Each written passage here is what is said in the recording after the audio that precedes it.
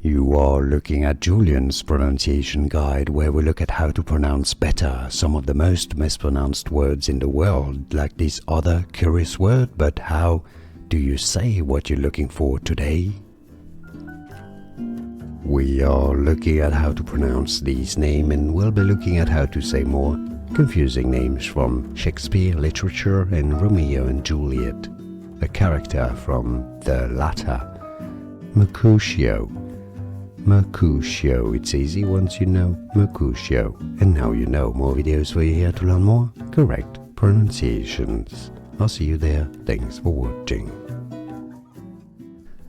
Here are more videos on how to pronounce more confusing words and names too many mispronounced. Like this video if you found it useful. I appreciate your support. I'll see you soon and thanks for watching.